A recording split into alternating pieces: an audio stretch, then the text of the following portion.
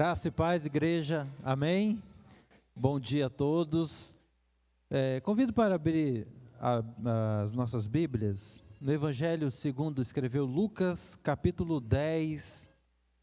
Nós vamos ler alguns versículos a partir do de número 25 até o 37. Para que todos possam acompanhar aí na leitura aí na tela, eu vou ler na versão Almeida século 21. Então, Miguel, se você conseguir encontrar aí essa versão, vai nos ajudar.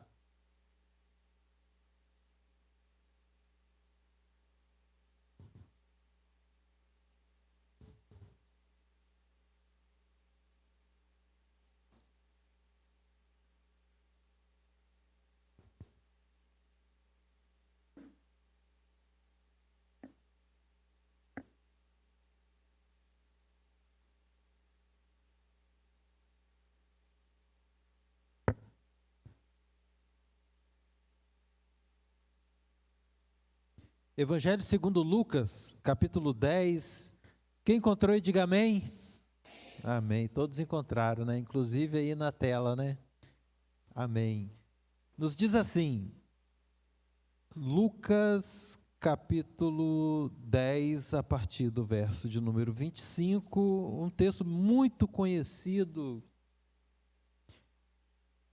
Acredito que a maioria de nós aqui da igreja, que conta a parábola do bom samaritano, e diz assim: então se levantou certo doutor da lei, que para colocá-lo à prova, disse: mestre, que devo fazer para ter a vida eterna?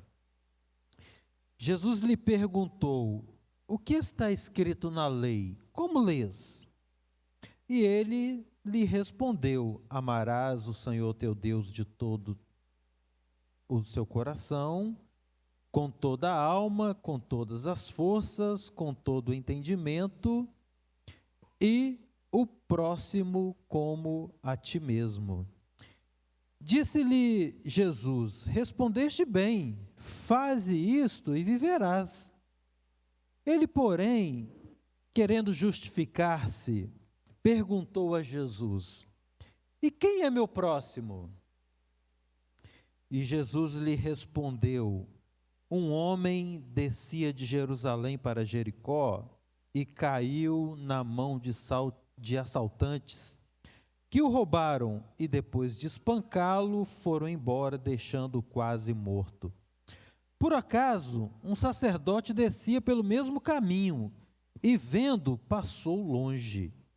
De igual modo também um levita chegou àquele lugar e, quando o viu, passou longe. Mas um samaritano que ia de viagem aproximou-se e, vendo, encheu-se de compaixão.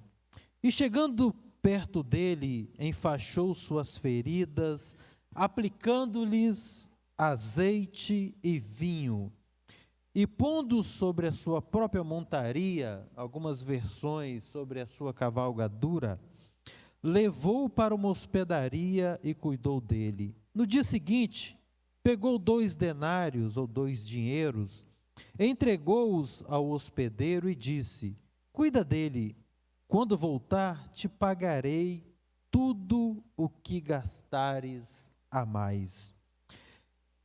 Qual desses 3 te parece ter sido o próximo do que caiu na mão dos assaltantes? Foi a pergunta de Jesus. E o doutor da lei respondeu: aquele que teve misericórdia dele. Então Jesus lhe disse: vai e faze o mesmo. Feche seus olhos, por gentileza. Senhor Deus, agradecemos por estarmos aqui nesta manhã. Ó Deus, nos colocamos na dependência do Teu Espírito Santo para que sejamos instrumentos em Tuas mãos, ó Deus. para levar, ó Deus, a tua palavra, o teu recado, e como corações, Senhor, como terra férteis, possamos receber a boa semente, ó Deus, que vai produzir em nós o entendimento, Senhor, aquilo que precisamos para que tenhamos, Senhor, uma vida, ó Deus, verdadeiramente como discípulo do Senhor. Nós oramos assim, ó Pai, certos de que o Teu Espírito Santo falará aos nossos corações, no nome de Jesus, oramos. Amém. Podeis assentar, queridos.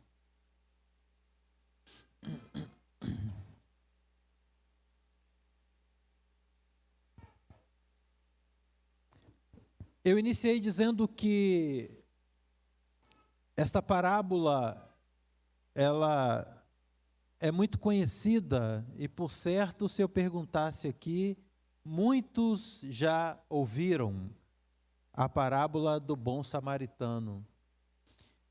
E ela está muito ligado a essa questão ou essa expressão samaritano, aquelas pessoas que têm a predisposição para ajudar outros sem desejar nada em troca.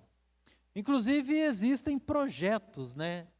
Projetos de bons samaritanos, aqueles que se colocam à disposição para oferecer ajuda a tantos que precisam. E Jesus utiliza essa parábola colocando expressões muito comuns ao povo e aos seus ouvintes naquela ocasião, para que fosse de fácil entendimento explicar para eles o que realmente aquilo que Jesus queria, né, aquilo que Jesus gostaria que eles entendessem. Era muito comum, né, para o povo, e ainda é para o povo oriental, conseguir se identificar ou conseguir visualizar de forma mais clara determinada situação, quando isso é representada por uma história ou por uma figura. Por isso que nós vemos na palavra que Jesus usa muitas expressões comuns para nós, né? Quando ele mesmo diz que ele é a água da vida, quando ele diz que ele é o pão, quando ele fala que ele é o pastor, porque todas essas coisas eram muito comuns para o povo hebreu, para os judeus, para aqueles que o estavam ouvindo. Mas Jesus, ele começou a contar essa história, não foi apenas por causa da pergunta daquele doutor da lei a respeito da vida eterna. Se nós voltarmos um pouquinho, mas bem pouco ainda no capítulo 10 de Lucas, nós vamos ver que Jesus, ele comissiona os seus discípulos, algumas expressões, algumas bíblias, né, 72 discípulos, outros falam de 70, para que fossem de casas em casas, para que fossem em lugares diversos, para anunciar o Evangelho de Deus, para falar a respeito do reino de Deus. Na verdade, quando Jesus faz isso, ele está ali revestindo aqueles discípulos com a unção, para que agora eles tivessem uma função específica como instrumentos de Deus, como instrumento do próprio Jesus, para que a palavra da vida, a palavra do reino, ela fosse levada para aqueles que precisavam ouvir. De fato, Jesus ali já estava agindo como o bom samaritano, para, através dos discípulos, oferecer àqueles que precisavam de tantas coisas, de tantas bênçãos, de tantos milagres, de tantas curas, que essas dádivas ou esses presentes pudessem chegar até eles através dos seus discípulos. Então, eu me arrisco a dizer que quando Jesus então faz esse comissionamento, ele já coloca, dando a unção para aqueles homens como vaso, ou como ouvimos na última mensagem no domingo aqui, né, como jarro, que será receptáculo da unção de Deus para levar para aqueles que tanto precisavam também receber essa unção. Diante disso, quando Jesus ele comissiona, né, os seus jarros, ou os seus instrumentos para falar a respeito da vida eterna, para chamá-los para o propósito, que é o propósito de Deus para cada um dos homens e mulheres, que é serem cheios do Espírito Santo, de forma que levem esta bênção do Espírito Santo para outras pessoas. Eu entendo é que surgiu a pergunta desse doutor da lei. Porque se ele, porventura, ouviu que o próprio Jesus comissionou ali os seus instrumentos com a unção para falar do reino de Deus, e quando falamos do reino de Deus, não podemos desassociar da vida eterna, então ele queria aprender a respeito da vida eterna. Então ele faz essa pergunta: bom mestre, o que eu preciso fazer para herdar a vida eterna? E Jesus poderia simplesmente responder, já dá a resposta. Mas ele dá a oportunidade para aquele doutor ou aquele homem conhecedor da palavra, da lei, ele dá a oportunidade de reflexão. Ele dá uma oportunidade para que ele pudesse refletir. E ele diz o seguinte: o que está escrito na lei? Como você está lendo? Qual é a leitura que você está fazendo a respeito da palavra? O que a palavra tem te comunicado? Se fosse para, e aqui eu trago para os nossos dias, o que a palavra de Deus, o que o devocional, o que a leitura, o que o tempo que temos tirado tem nos dito a respeito da vida eterna, mas muito mais além do propósito principal de Deus para nós, que nós sejamos cheios do Espírito Santo, cheios de tal forma que possamos transbordar para aqueles que estão à nossa volta. E ele responde, o doutor da lei responde: amarás ao Senhor teu Deus de todo o coração, de toda a alma, com todas as forças e de todo o seu entendimento. Ele mesmo sabia a resposta. O que deveria ser feito? Quais eram os primeiros passos ou quais as primeiras características para que herdasse, para que tivesse acesso à vida eterna? E com ela, também a bênção do Espírito Santo, que é aquilo que capacita o homem para receber a vida eterna. E eu deixo essa pergunta para cada um de nós nesta manhã. A mesma que este doutor da lei disse, porque ela não mudou, ela permanece a mesma.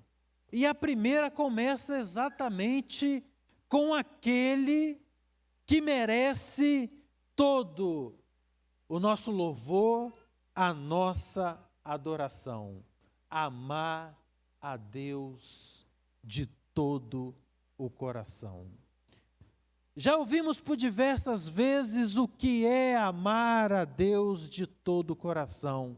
E não pretendo aqui me adentrar neste aprofundamento, de forma mais profunda neste assunto, mas eu trazendo isso para mim, eu entendo que eu amo a Deus de todo o meu coração, quando não há mais espaço no meu coração para nenhuma outra coisa, a não ser o amor a Deus. De todo entendimento, quando eu tenho a percepção que a única forma de eu alcançar a vida eterna é eu reconhecer a Jesus como meu único e suficiente Salvador. Reconhecer o sacrifício dele, que ele morreu em meu favor, mas ressuscitou e ao ressuscitar, também nos trouxe a vida, mas não uma simples vida, mas assim uma vida eterna.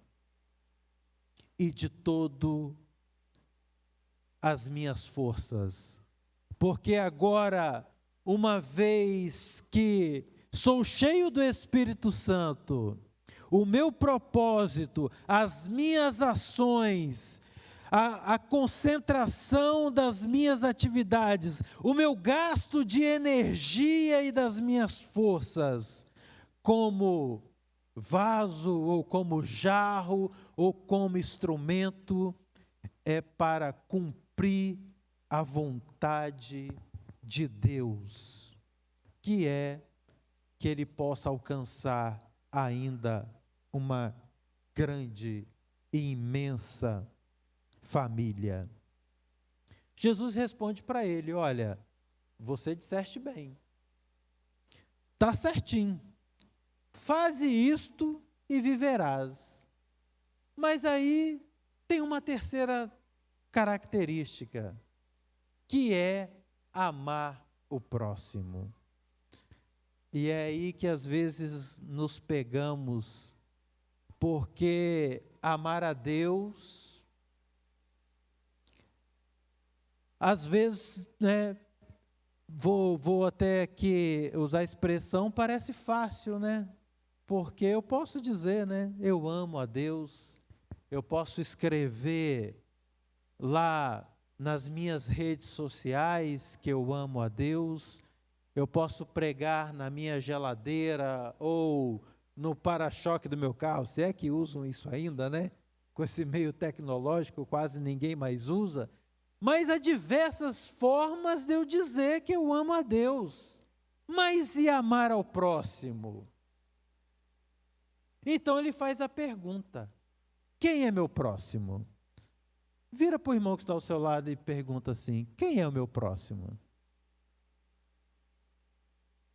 E você mesmo vai responder para ele. Vai dizer assim: você é meu próximo. E a questão é, eu simplesmente posso dizer que amo o próximo sem demonstrar em ações e atitudes que verdadeiramente eu amo? E é aí que eu acredito que apertou um pouco para aquele doutor. Porque a bola da vez era amar o próximo. Porque não tem como não amar a Deus sabendo que Ele é o único escape para nos livrar da morte eterna. Mas dentro dos requisitos está também amar ao próximo. Então ele faz a pergunta: quem é o meu próximo? Então Jesus, para responder a ele quem era o próximo, começa a contar então a parábola que lemos. Olha, descia um certo homem de Jerusalém para Jericó. E em certo ponto do caminho, ele foi acometido violentamente por assaltantes que levaram tudo que ele tinha e deixaram ele na condição de meio morto. Roubaram tudo, espancá-lo, foram embora e deixaram ele naquela situação. E ele começa a contar, por acaso também descia ali um sacerdote. O sacerdote viu, fingiu que não viu, deu meia volta, seguiu o seu caminho. Descia também um levita. Da mesma forma, também passou, olhou a situação, fingiu, ouviu e falou: não vou me envolver, e continuou o seu caminho. Eu já contei, eu acredito que eu já contei isso aqui, falando a respeito dessa mensagem, e me faz me lembrar muito bem quando se fala desse sacerdote e do levita. É como se nós presenciássemos um acidente de trânsito, mas estamos com muita pressa, e o acidente não é com a gente, nós só vimos. Mas temos um compromisso e estamos com muita pressa. E ainda vou dar o exemplo aqui daquele que não é filho de Deus e não se importa de faltar com a verdade. Aí chegam aquelas pessoas que se envolveram no acidente e perguntam e falam assim: olha, nós precisamos de alguém aqui para confirmar o que aconteceu. Normalmente a pessoa está com pressa, não quer ficar ali, vai falar o quê? Ih, rapaz, sabe que eu não vi nada? Rapaz, eu estava distraído. Sabe que? Mas bateu o carro? Nem vi que tinha batido. Eu me lembro muito desse exemplo, quando Jesus, contando esta parábola, ele fala a respeito do sacerdote e levita, que tinham o dever de socorrer aquele homem que estava naquela situação. Mas Jesus fala que também passava e não descia por ali um samaritano. E aí complica um pouquinho mais ainda, quando traz a relação para o doutor da lei daquele que é o próximo, porque falar que o sacerdote, o levita, era o seu próximo era muito fácil, mas falar que o samaritano era o próximo era muito complicado. Porque os samaritanos não eram bem vistos pelo restante do povo hebreu, pelos judeus. Porque ainda desde a época de que o reino foi dividido, quando o filho de Salomão, ele, por uma decisão e por atender um conselho de alguns jovens sem sabedoria, ele faz com que o reino é dividido. Então, o reino passou a ser dividido entre Jerusalém, ou a Judéia e Samaria. E desde então houve guerras entre esses povos e também eles não conseguiam se comunicar. E aqui Jesus coloca o samaritano como aquele que vai socorrer aquele homem que estava necessitado. O relato do bom samaritano nessa parábola, ela nos traz lições profundas sobre não só o amor ao próximo e a compaixão, mas vai muito mais além da compaixão humana, para refletir que este samaritano que Jesus contou na história, que podemos entender que ele se referia a ele mesmo, era aquele capaz de ajudar, era aquele capaz de socorrer e de trazer uma unção de cura para aquele homem que estava naquela situação. A parábola, então, ela não fala apenas de ajudar o próximo, mas ela também aponta para a ação restauradora de Deus na vida daquele que está ferido e necessitado.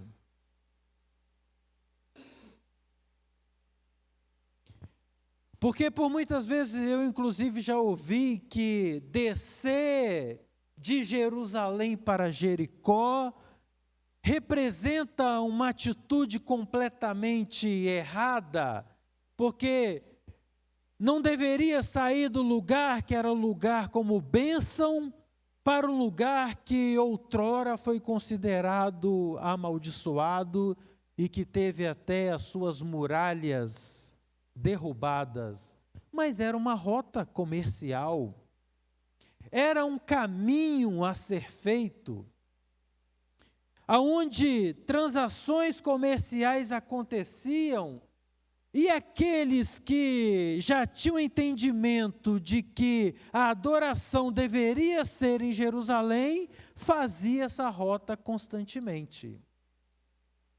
Mas fato é que era uma rota íngreme, uma descida, que alguns comentam de 1000 metros, de 1 quilômetro, e que por ter muitas vielas, muitas cavernas, facilitavam com que os salteadores se escondiam para tirar proveito daqueles que ali estavam passando.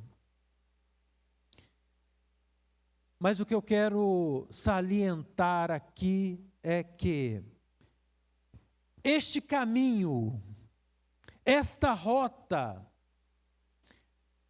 é o caminho da vida que fazemos todos os dias. E aqui eu não estou me referindo de abandonar Jerusalém para Jericó, mas eu estou falando do nosso dia a dia como ser humano, de tantos lugares que temos que nos deslocar, de tantos afazeres que temos, ir para a escola, ir para o trabalho, por alguns caminhos mais seguros, por outros que oferecem mais riscos. Mas o que eu quero dizer é o seguinte: que quando estamos na condição de receptáculo da unção de Deus, quando estamos de posse do Espírito Santo de Deus, estamos de posse da própria presença de Deus, não importa o caminho que vamos traçar, ou os perigos que este caminho vai nos oferecer, mas uma coisa é certa: Deus, Ele vai nos livrar em todos os momentos. Porque não por nossa força, não por nossa astúcia, não por nossa cautela, mas porque o Espírito Santo de Deus, Ele é capaz de nos cobrir com o santo monte, ou santo monte, perdão, irmão, o santo presença de Deus. E me fugiu a palavra aqui, mas o santo manto de Deus, que vai nos esconder do olhar do adversário, que vai nos esconder daqueles que querem tirar de nós a bênção que Deus nos deu, que vai abrir os nossos olhos para enxergar os perigos que porventura estão à nossa frente. Mas o que precisamos? Sermos jarros cheios do Espírito Santo de Deus. Quando somos jarros cheios do Espírito Santo de Deus, não há nada, não há empecilho nenhum no caminho que é capaz de nos atingir. Isso é uma responsabilidade muito grande para nós, em não tomarmos a decisão errada de trilharmos a nossa jornada diária sem a unção do Espírito Santo, como também de ensinar os nossos filhos, de ensinar aqueles que estão próximo a nós, de ensinar a nossa família, que também tenham que estar cheios do Espírito Santo, para que sejam livres de todos os perigos. Eu me deparei com essa situação essa semana. A Sofia mudou de escola, vai começar a estudar numa outra escola a partir de fevereiro, e Deus sempre nos deu a oportunidade, né, de pagar um transporte para ela, para levá-la até a escola. Mas nessa nova escola ficou um pouco mais difícil conseguir esse transporte. E a primeira coisa que ela disse, ela falou: pai, eu quero ir de ônibus.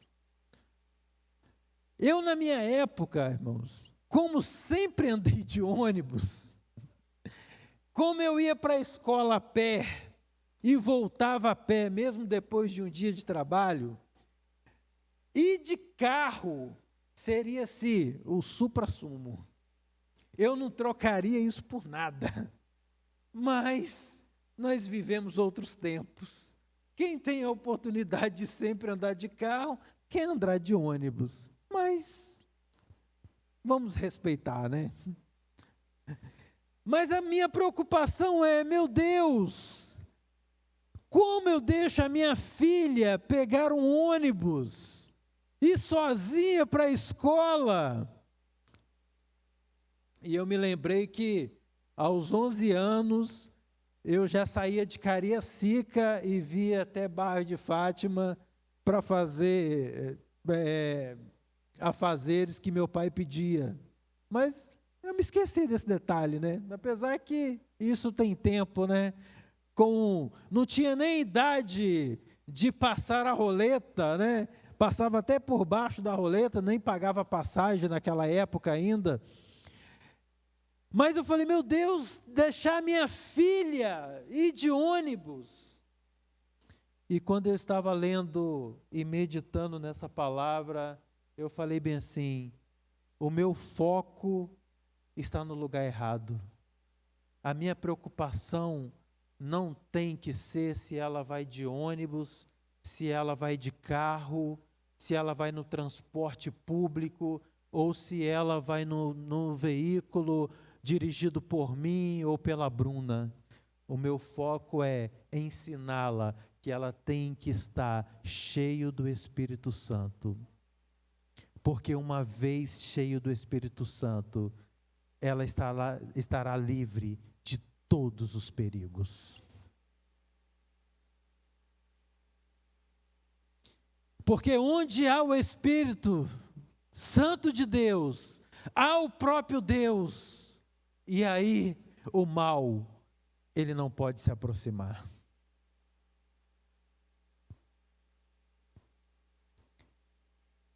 Eu fiquei mais tranquilo, em partes, porque eu preciso orar e ensiná-la para que ela seja cheio do Espírito Santo. Mas a história aqui continua. Porque o que eu entendo que Deus quer nos ensinar é que nós estejamos livres destes percalços, destes problemas, de enfrentar o perigo, uma vez que estamos transbordando do óleo do Espírito Santo. Mas pode ser que por vezes possamos falhar como seres humanos e deixar que pequenas rachaduras façam minar o óleo, que pequenos problemas possam fazer com que nós venhamos nos esvaziar. E jarro sem óleo não tem serventia nenhuma. E muito mais, qualquer um vai pegá-lo, vai quebrá-lo, vai machucá-lo.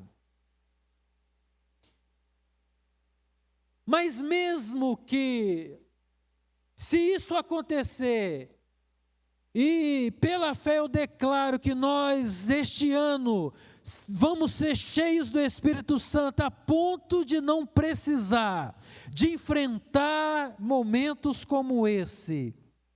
Mas uma coisa é certa, o bom samaritano está à nossa disposição para trazer sobre nós a bênção e a unção do azeite, a bênção do vinho, a alegria do Espírito Santo, para restaurar a nossa vida novamente, mesmo que uma vez ou outra tenhamos que enfrentar desafios que nos coloquem numa posição de meio morto.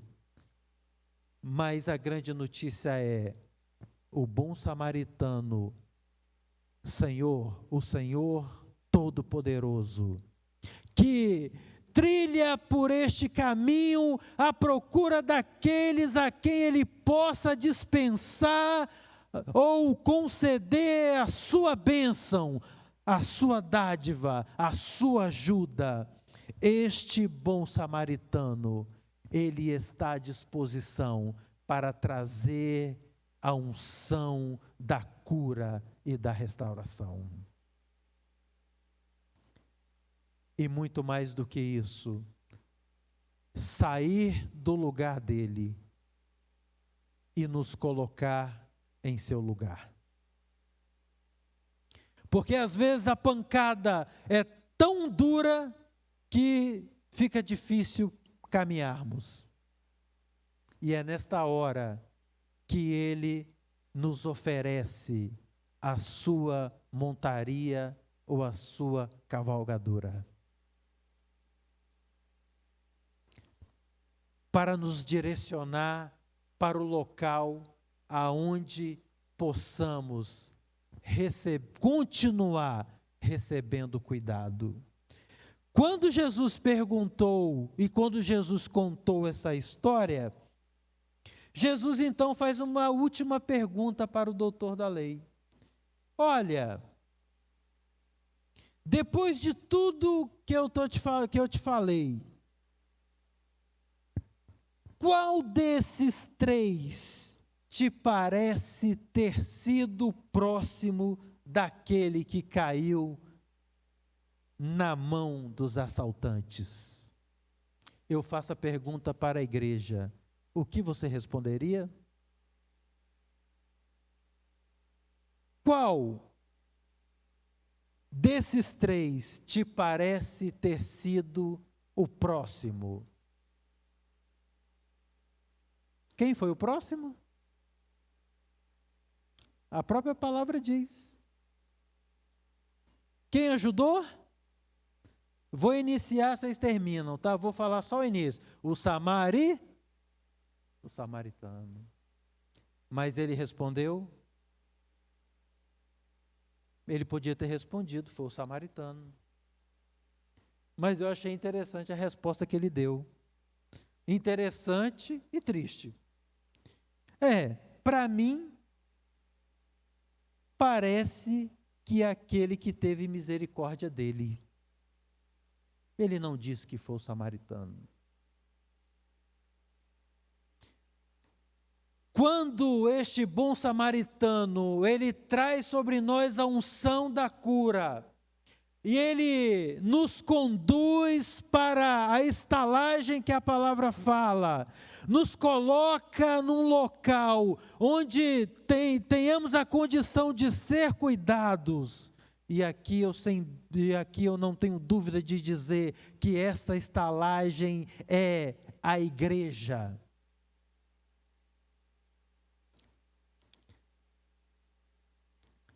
Nós não estaremos sozinhos. Nós estaremos com muitos próximos. Sabe por quê? Nós não somos o reflexo e a imagem do próprio Senhor? Então nós somos também os samaritanos. Vou pedir para fazer a última pergunta. Pergunta a pessoa que está ao seu lado: quem foi o próximo? E pergunta para a pessoa, quem foi o próximo? E pede para a pessoa te responder. E aí você vai dizer para a pessoa, olha, você é o samaritano. Porque você é o reflexo de Jesus. Porque o amor do Senhor Jesus está na sua vida. Porque a unção do Espírito Santo está sobre você. Então, quando você encontrar alguém que precisa, que está necessitado, não pense duas vezes em estender a mão e oferecer a bênção que o próprio Senhor Jesus te deu, para curar, para transformar, para resgatar aqueles que o Espírito Santo vai trazer para este lugar. E eu declaro pela fé que aqui não teremos Marcelo, Bruna, João, Maria, mas teremos milhares de próximos. E estes próximos também conhecidos como os bons samaritanos. Que Deus nos abençoe. Coloque de pé, por gentileza.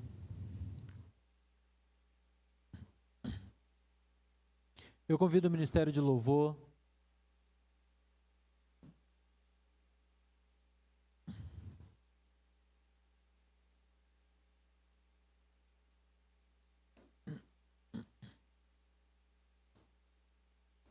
Não vou falar a frase, estou terminando. Porque toda vez que eu falo mais 40 minutos. Brincadeira, tá, gente? Porque o Cláudio até falou que esqueceu de trazer o pacote de biscoito ali para o intervalo. Mas enquanto o louvor assume aqui, eu convido você a fechar os olhos e fazer a sua reflexão. Como está a sua relação com o bom samaritano? E como está o reflexo deste bom samaritano em sua vida? Talvez o nosso pedido nesta manhã é para que Deus possa mais uma vez nos encher do óleo do Espírito Santo, para que possamos trilhar os caminhos sem sofrer com os problemas que estão à nossa espera.